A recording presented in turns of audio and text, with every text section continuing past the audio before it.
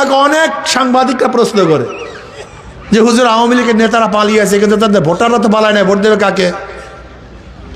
প্রায় প্রায় সাংবাদিকরা আমাকে প্রশ্ন করে হুজুর তারা ভোট দেবে কাকে? আমি বললাম দাঁড়িপাল্লায় তারা ভোট দেবে না, এর জন্য তাদের জন্মটাই বিপরীত, স্বাধীনতার পক্ষে স্বাধীনতার বিপক্ষে।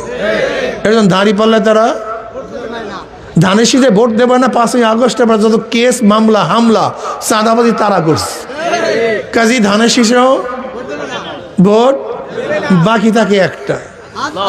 কথা কয় না, বাংলা কথা বোঝে না।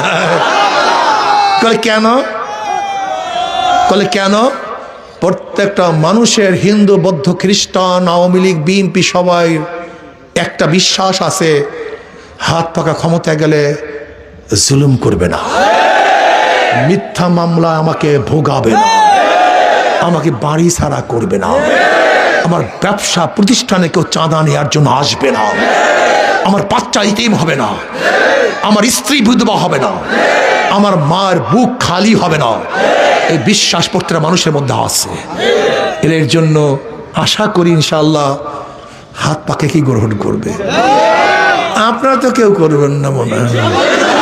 ও যে দাঁড়ায় আছে ওটা শীতে ধরছে মনে হয়, হাত পাকে পছন্দ করে না নাকি? এই মার্কাটা কি?